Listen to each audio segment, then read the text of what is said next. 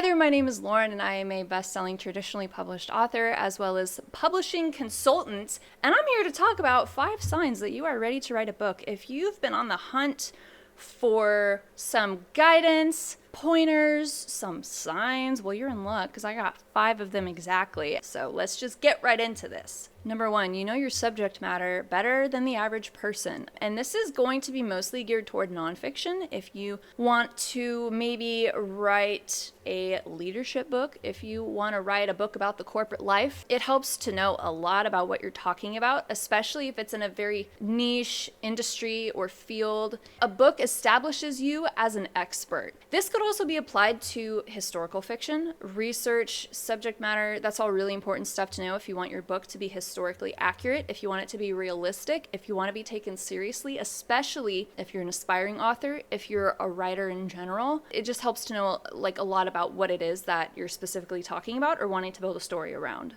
And number 2, I don't feel like I've really seen much around this one, which is a little surprising, but it is that you believe that your story or book idea is robust enough to justify a book at all. Anything that you decide to write a book around, expect to write between 60,000 and 80,000 words.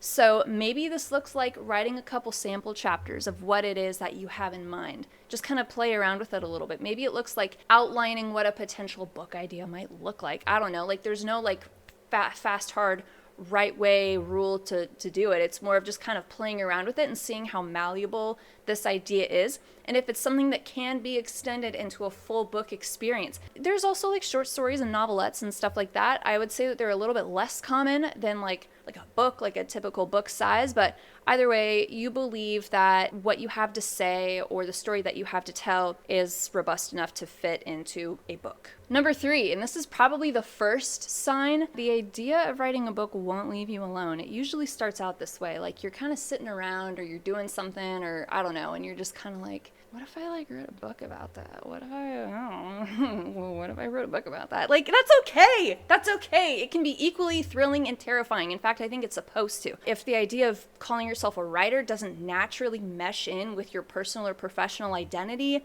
if you're not sure how that contributes to your overall brand, if you don't really have much writing experience at all, that's okay. That's okay. There's a first time for everyone. It was a first time for me, that's for sure.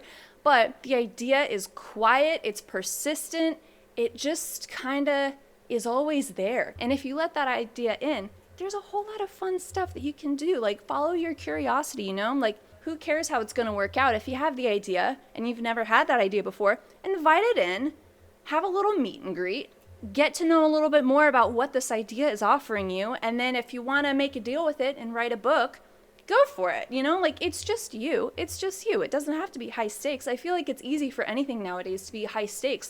You either have to do it right, do it well, and get national media attention for it, or you don't do it at all and then you kind of wither away into a dark corner somewhere. I don't feel like it has to be like that. I think you can make it as easy or as difficult as you want it to be. When we're talking about book ideation, or even just being okay with the idea of calling yourself a writer, an aspiring author, maybe even a best-selling author. I'm really rooting for you for that one if you end up pursuing this thing. But the idea of writing a book just kind of won't leave you alone. Number 4 is that you are aware of the kind of person that would read your book. You don't have to have it all figured out, but I'm just saying that if you have an idea for a book and you're thinking about what this thing could look like, how this thing could kind of unfold, it really helps to know maybe, for example, who you would write that book for. Is it for you 10 years ago? Is it for your mom in the nursing home? Is it for your best friend and all of their struggles and challenges that you've had to witness from the sidelines? Who would you love to tell this story to? And dedicate your idea to that person. Because the last thing that you want to do is throw all of your time, energy, bandwidth, maybe even money into a book idea, have it become a reality, and then no one buy it. It helps to know what kind of person, if I did this, hypothetically, who would maybe appreciate the effort that I went to make a book around this. Number 5 is a bonus one, and I don't think many people really have this on their radar, but it's important to talk about anyway, so I'm just kind of throwing it out there. You have an end goal that goes beyond the book. This is especially for nonfiction. If you couldn't guess, nonfiction is kind of like my bread and butter, but for nonfiction especially, if you end up writing this book, how does the book fit into the bigger picture?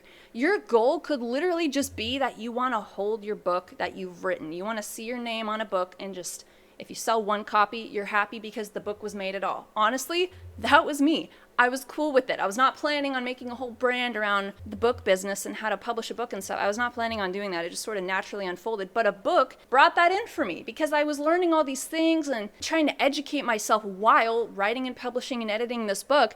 And there's just so many unknown factors that go into writing and publishing a book that people just didn't know about. So I started communicating that while I was trying to make this thing, make this thing a reality and publish this book. And that's kind of what you want to be thinking about for yourself. Well, what is your goal? Is it just to write it and finish it and hold it and see your name on it and die a happy person? Like, that's cool. If that is what success looks like to you, great.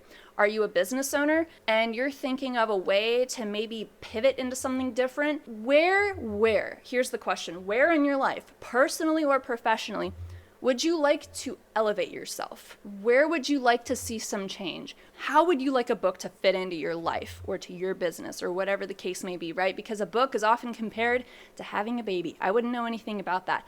But when you decide that you want to write a book and you're writing it, you're editing it, you're trying to get it published, that's like the pregnancy phase. And there's this misconception that once a book is out there in the world, that's all it is. Like, the book is the happily ever after. No, you birthed this book, you birthed this kid, and there's a whole other life beyond that. So how is this book going to fit into your life? What would you like to get out of writing a book? What goal are you loosely going to attach to this book? Is it an intrinsic motivation thing? Do you just want to prove to yourself that you are able to write a book?